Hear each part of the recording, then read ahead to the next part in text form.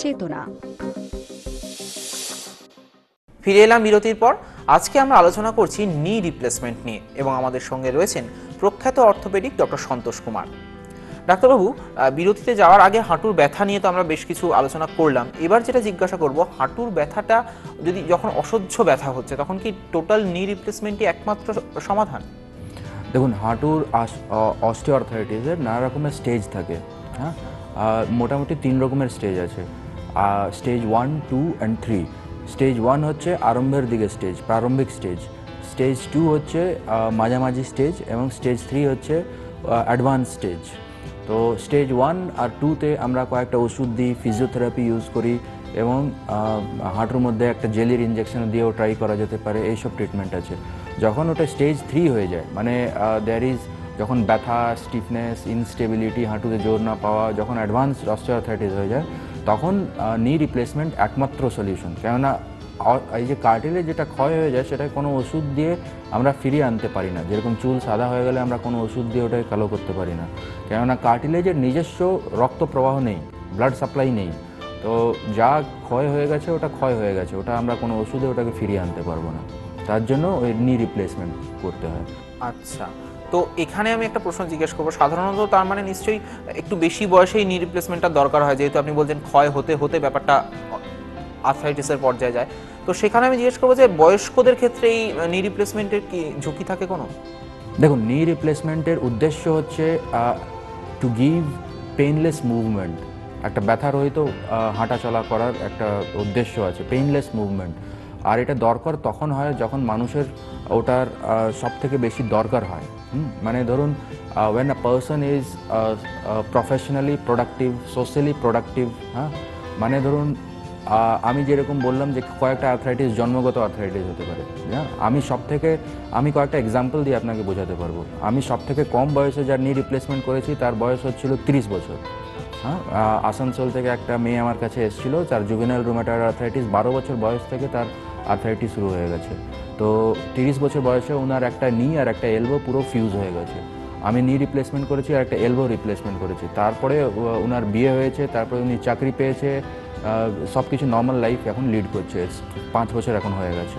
এরকম একটা আমার কাছে একজন ছেলে এসেছিলো 30 বছর বয়সে, অ্যাঙ্কেলোজিং স্পন্ডলাইটিস, ওর 2 হিপ জয়েন্ট ফিউজ হয়ে গেছিলো। তো অ্যাঙ্কেলোজিং স্পন্ডলাইটিস হোক বা জুভেনাইল রুমেটয়েড আর্থ্রাইটিস হোক, এগুলো সব জেনেটিক আর্থ্রাইটিস, অনেক কম বয়স থেকে এগুলো শুরু হয়ে যায়। তো আমি ওনার হিপ রিপ্লেসমেন্ট করেছি, ও চাকরি পেয়েছে আর তারপরে বিয়ে হয়েছে। তো এবার আমরা ওনাদেরকে মানে we have given productive years of life. আমি যদি বলতাম যে আপনি 50 বছর পরে আসুন, যখন 60 বছর হয়ে যাবে তোমার, তখন তুমি এসো, তো তাহলে ওদের জীবনটাই শেষ হয়ে যেত। এবার কোয়েশ্চেন হচ্ছে যে ধরুন 30 বছরে তাদের জয়েন্ট রিপ্লেসমেন্টের দরকার হয়েছে বলে করতে হয়েছে। যখন দরকার হবে, মানে জয়েন্ট রিপ্লেসমেন্ট এমন একটা মানুষের দরকার হয় যাদের এখনও প্রোডাক্টিভ লাইফ বাকি আছে, যারা সোশ্যালি অ্যাক্টিভ, যারা ফিজিওলজিক্যালি অ্যাক্টিভ, যারা মেন্টালি অ্যাক্টিভ এবং জয়েন্ট পেনের জন্য যারা কাতিল হয়ে আছে। তো যারা অ্যাক্টিভ তাদের অ্যাকচুয়ালি দরকার বেশি। ধরুন আমি একজন স্টাফ নার্সের রিপ্লেসমেন্ট করেছি, তার এখন চাকরিতে ছিল, 52 বছর বয়স, 8 বছর চাকরি বেঁচে ছিল। সেরকম অনেকেদের করেছি যারা এখন প্রফেশনে অ্যাক্টিভ আছেন। তো তারা অ্যাকচুয়ালি বেশি লাভান্বিত হন ওই অপারেশন দিয়ে। এবার ধরুন কারো যদি 30 বছর বয়সে অপারেশন হয়েছে, তো উনার আবার যখন বয়স 55 হবে বা 60 হবে, তখন আর একবার করতে হবে। তার নাম হচ্ছে রিভিশন জয়েন্ট রিপ্লেসমেন্ট, রিভিশন নি রিপ্লেসমেন্ট। সেটাও ইকুয়ালি সাকসেসফুল। আচ্ছা, তো ডাক্তারবাবু, এই যে সার্জারিটার ব্যাপারে যদি আপনি একটু বলেন যে ঠিক কতক্ষণের সার্জারি এবং কতদিন রোগীকে এনগেজ থাকতে হয় এটার জন্য, বা সার্জারিটার পর আবার সুস্থ জীবনে ফিরতে কতটা টাইম লাগে? প্রথমে আমি জাস্ট বোঝাবো যে নি রিপ্লেসমেন্ট সার্জারিটা কি।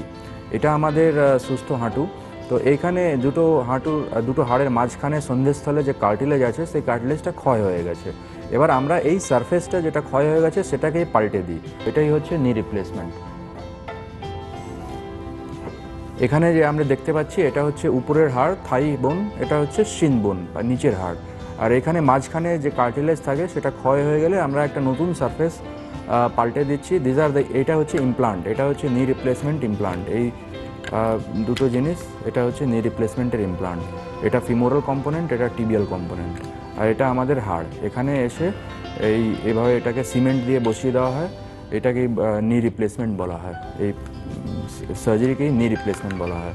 এবার আজকাল আমরা এই surgery computer assisted minimally invasive সিস্টেমে করছি, মানে তাতে অনেক হাই অ্যাকিউরেসিতে অনেক তাড়াতাড়ি এবং অনেক কম কেটে অপারেশনটা হয়।